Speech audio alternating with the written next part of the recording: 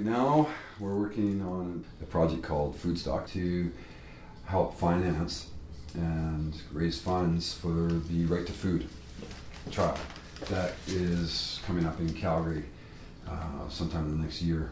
The Right to Food trial started with having urban chickens. I turned myself in, bylaw that charged me with possession, and I decided to oppose it. Possession of chickens. Possession of chickens, and that was the intent.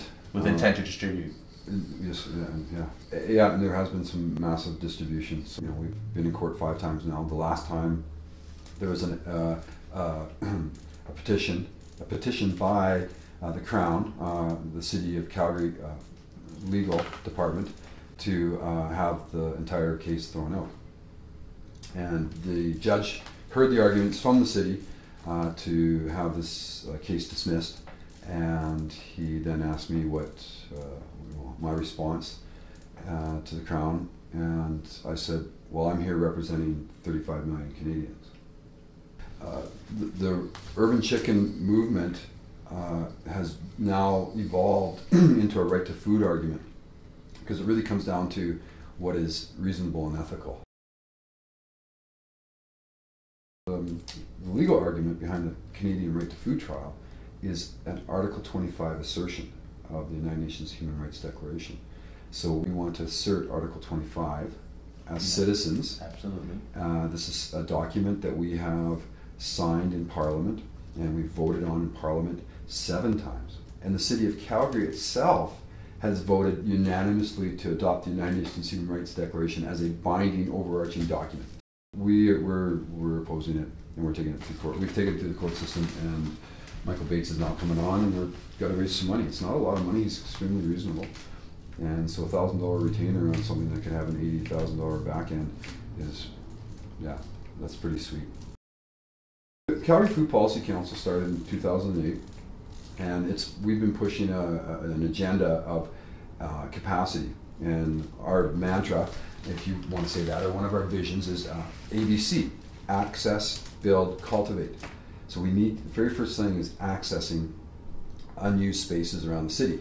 We've got a lot. We're 6 times the size of Vancouver, and we're a quarter of the population. So here we are, very big and very small population. So we've got all this land to use, and we estimate that if we access all empty spaces in the city, there's 100,000 acres of empty space, and that could be cultivated. So we're just targeting some of the low-hanging fruit right now, which is grassy areas that are just being mowed and maintained and not really used. Yeah, seems boulevards, wide boulevards, and they're all over. Transportation utility corridor, parcels of parks land that isn't a park, it just is a parcel that Parks has undertaken, and they're responsible for it, so they mow it, and it's not really anything. And it's not even big enough to be a dog park or even a rink. They're just these little chunks all over the place, 5,500 of them. Well, we don't have 5,500 parks.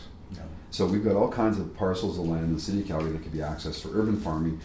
And we often say that if it's possible, one of our targets should be that for every golf course, there's a comparable amount of space committed towards urban farming.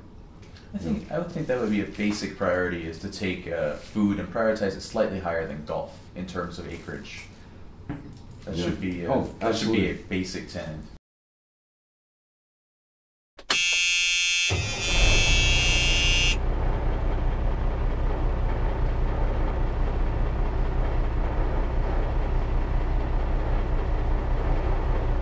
Unfortunately, there is this underbelly to community gardens, if I can say this. The root system is incredibly strong. It helps us recruit people into agriculture and urban agriculture.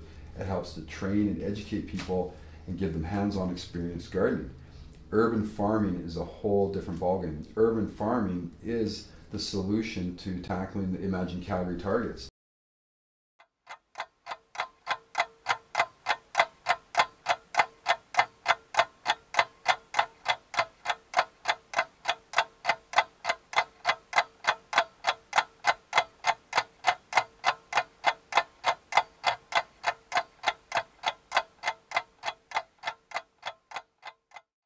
If we're going to have X percentage of our food being eaten by Calgarians, we're going to have to start farming it. And it's going to come from local sustainable food systems.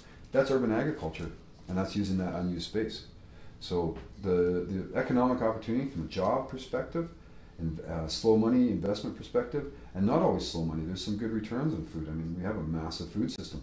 And we know that through a CSA structure format that we can push a lot of food. We can get a lot of food onto the plates and tables of Calgarians and into their tummies. So they can go out there and be the best Calgarians they can be. And we want that. I mean, that's the Food Policy Council in a nutshell, where we just want people to eat really good food and lots of it and produce locally and create the jobs and get the economic spin-off. So instead of exporting jobs and economic opportunity to Manitoba, Saskatchewan, Idaho, BC, we see the opportunities now, and we do not want to lose another growing season. We've watched, most of 2008 go by, 2009, 2010. That's 3 years watching and waiting for the city and the decision makers in the provincial and federal governments and just the people involved not taking a leadership role and watching this food revolution unfold. And here's Calgary going, yeah, we've got community gardens, but we really need to ramp up the production now to start hitting our targets.